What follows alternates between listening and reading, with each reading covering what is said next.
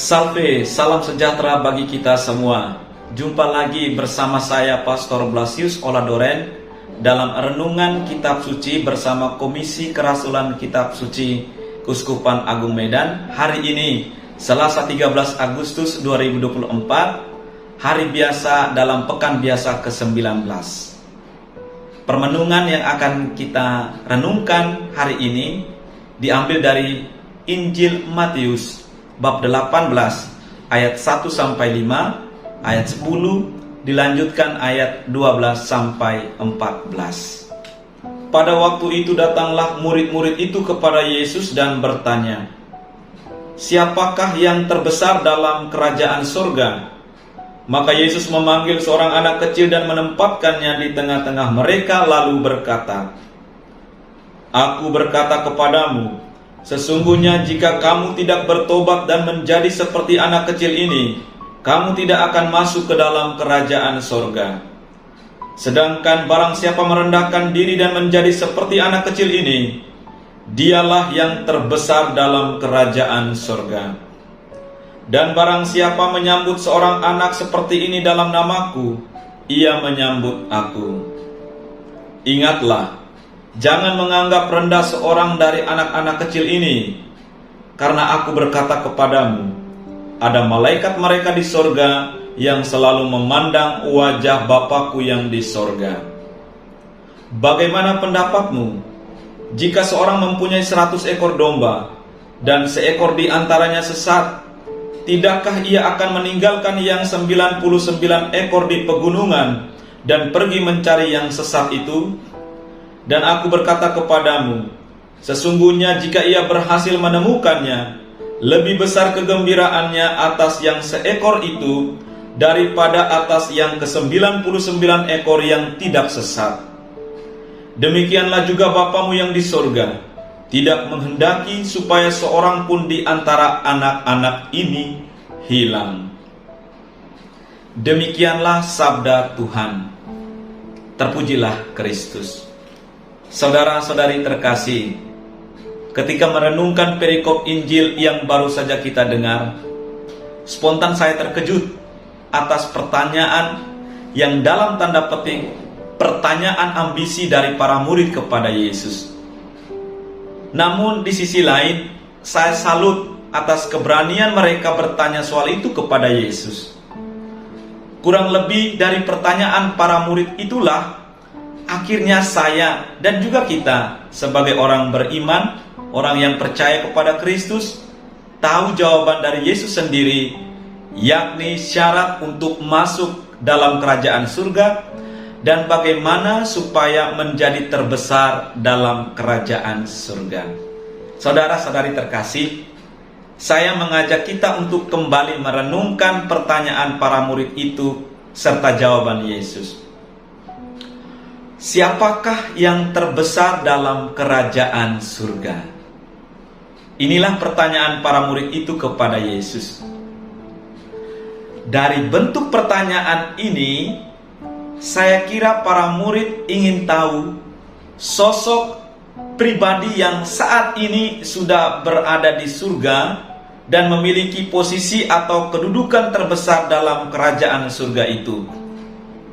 Mungkin mereka berharap Yesus menyebut si Anu, si A, si B yang terbesar. Ternyata tidak. Ada nuansa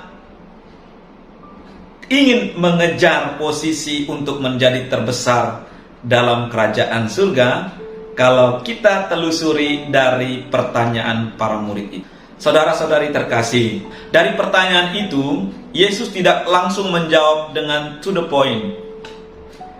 Dia mensimulasikan seorang anak kecil yang tidak kita diberitahu umur berapa anak itu, sambil menempatkan anak kecil itu di tengah-tengah para murid.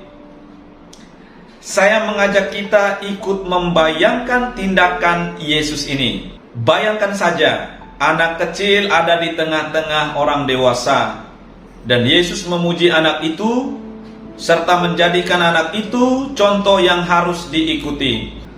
Persoalannya ada dua hal penting yang ditegaskan oleh Yesus terkait satu pertanyaan dari para murid itu, yakni yang pertama, sebelum menjawab siapakah yang terbesar dalam kerajaan surga, Yesus terlebih dahulu mengingatkan kepada para murid syarat untuk masuk dalam kerajaan surga. Boro-boro mau terbesar dalam kerajaan surga, masuk surga aja belum. Begitulah kira-kira yang harus para murid camkan dalam pertanyaan itu. Dan syarat untuk masuk surga itu ternyata harus bertobat dan menjadi seperti anak kecil ini. Itu yang pertama. Yang kedua, sementara untuk menjadi terbesar dalam kerajaan surga, Yesus katakan harus merendahkan diri dan menjadi seperti anak kecil ini. Saudara-saudari terkasih, sekarang jelas bahwa siapapun yang ingin masuk surga dan menjadi terbesar dalam kerajaan surga, ada 3 hal yang patut kita renungkan, kita hayati, dan kita persiapkan sejak saat ini, yakni bertobat, merendahkan diri, dan menjadi seperti anak kecil. Nampaknya simple, tapi cukup menantang dan menguji kekuatan serta keteguhan iman untuk menggapai itu. Saudara-saudari, belajarlah untuk selalu menyesali perbuatan salah dan dosa, sebab itu awal menuju pertobatan. Penyesalan itu awal menuju pertobatan. Orang yang tidak pernah menyesal akan dosanya, itu akan selalu hidup dalam dosa, dan tentu ini bahaya bagi kebanyakan orang beriman yang membuat dalil bahwa dosa itu bisa ditampung dulu sebanyak mungkin, bahwa akan ada saatnya nanti dosa itu diakukan. Ingat, melalui perintahnya, gereja telah menawarkan sakramen tobat. Sekurang-kurangnya sekali setahun, setiap orang beriman harus mengaku dosa. Saya turut khawatir, jangan-jangan orang Katolik akhirnya membangun dosa di dalam dosa. Jika demikian, langkah awal untuk masuk surga saja sudah susah, bagaimana bisa sampai tahap berikutnya, yakni mau terbesar di surga, sementara masuk surga pun sudah susah. Belum lagi harus menjadi seperti anak kecil ini. Capek, pasti capek. Meskipun demikian, saudara-saudari yang terkasih, kita terpanggil untuk setia dan belajar dari hari ke hari untuk menyadari kerapuhan diri, memperbaiki diri, dan tetap berusaha merendahkan diri di hadapan Tuhan. Amin.